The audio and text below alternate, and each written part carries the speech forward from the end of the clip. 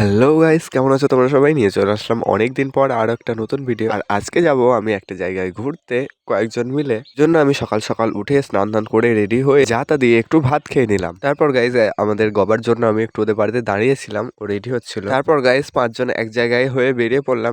আবারও বলছি, আমি এতটা পরিমাণ কুড়ে যে আমি ঘুরতে গিয়েছি 11ই জানুয়ারি, আজকে হচ্ছে 20 জানুয়ারি, আর আজকে আমি ভিডিওটা এডিটিং করছি। তো যাই হোক, আমরা এখন আমাদের বাজার থেকে একটা টোটো ধরে চলে যাবো এখন গঙ্গাপুর ঘাটে। আর এই যে দেখো, আমরা এখন কথা বলতে বলতে চলেও আসলাম গঙ্গাপুর ঘাটে। এবার নৌকাটা পার হয়ে নেব।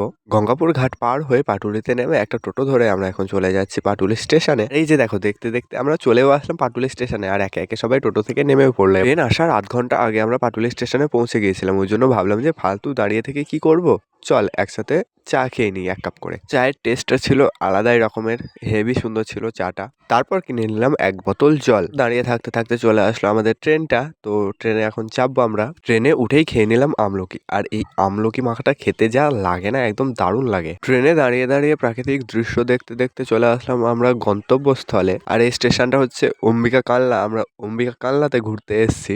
এখানে আমরা দেখতে এসেছি 108টা শিব মন্দির। তো স্টেশন থেকে বেরিয়ে আমরা একটা টোটো ধরে নিলাম। এবার আমরা যাব 108টা শিব মন্দির দেখতে। আর এই যে দেখো, আমরা চলে এসেছি এখন সেই জায়গায়। আর সাইডে দেখতে পাচ্ছ ওই মন্দিরগুলো আছে, 108টা মন্দিরগুলো। আরো সুন্দর সুন্দর জায়গা আছে, তোমাদেরকে সব দেখাবো চলো। আমরা এখন ঢুকছি ওই ভিতরটাতে। আর ভিডিও করতে বারণ করছিল, তাও করেছি, আমি লুকিয়ে লুকিয়ে করেছি অবশ্য।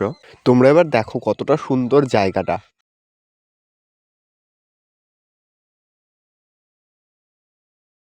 এই জায়গাটা আমি যতবারই দেখি ততবারই অবাক হই। এতটা সুন্দর জায়গা, মানে কি বলবো, পুরোনো দিনের সব মন্দিরগুলো এত সুন্দর লাগছে না দেখতে, কি বলবো, তোমরা শুধু একবার দেখো। মন্দিরগুলোর দেওয়ালের কাজগুলোই আলাদা, মানে কি বলবো, পুরোনো দিনের কাজগুলোই আলাদা, সত্যি জবাব নেই। দেওয়ালগুলোতে এত সুন্দর ডিজাইন করা এখনো পর্যন্ত আছে, সেটাই আমি ভাবি। যা সুন্দর লাগছে, আমি আর কিছু বলবো না, তোমরা শুধু দেখো। আর এদিকে কিন্তু এখন ফটো তোলার পর্ব চলছে, আর ফটো কিন্তু সব থেকে বেশি আমি তুলেছি, বলে দিলাম, না হলে ওরা আমাকে গাল দেবে। আর এখন আমরা যাচ্ছি কিছু খাওয়া দাওয়া করতে, খুব খিদে পেয়েছিল, ওই জন্য খেতে যাচ্ছি এখন। আর এই যে একটা স্টল দেখে বসেও পড়েছি চেয়ার নিয়ে। আমি বসে টুকি মেরে দেখছিলাম যে কাকুটা কি করছিল। আর এই যে দেখো, পাউরুটিটা যেই হাতে পেয়েছি আর অমনি খাবল মারা শুরু করে দিয়েছে। আর এখন কিন্তু সবাই খাওয়া দাওয়া শুরু করবে। আমরা খেয়েছিলাম পাউরুটি আর ঘুগনি।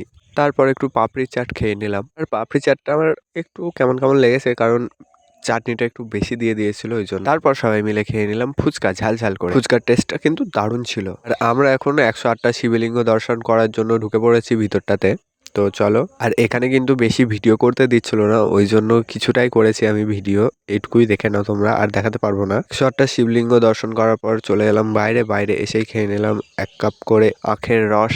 আখের রসটাও কিন্তু দারুণ লেগেছে, খুবই সুন্দর ছিল, ভালো করেই করে দিয়েছে আমাদের জুসটা। তারপর কিন্তু গাইস আমি একটু চেঞ্জ করে আবার কিছু ফটো মটো তুলতে গিয়েছিলাম, কিন্তু ওখানে ভিডিও করতে পারিনি। আর এখন কিন্তু আমরা বাড়ির জন্য রওনা দিচ্ছি। বাড়ি যাওয়ার পথে ভাইপোদের জন্য নিয়ে নিলাম কিছু লজেন্স। তারপর একটা টোটো ধরে চলে আসলাম স্টেশনে। তো আবার স্টেশনে এসে খেয়ে নিলাম এক কাপ করে কফি। আর এখন কিন্তু আমরা ট্রেন ধরে চলে যাব বাড়ি। তো তারপর আমার ফোনে কিন্তু আর চার্জ ছিল না, মানে একদম লো ব্যাটারি হয়ে গেছিল, ওই জন্য আর কোনো ভিডিও করিনি। তাই আজকের ভিডিওটা এখানেই শেষ করছি। তো দেখা হচ্ছে নতুন কোনো ব্লগে। আজকের মতো টাটা।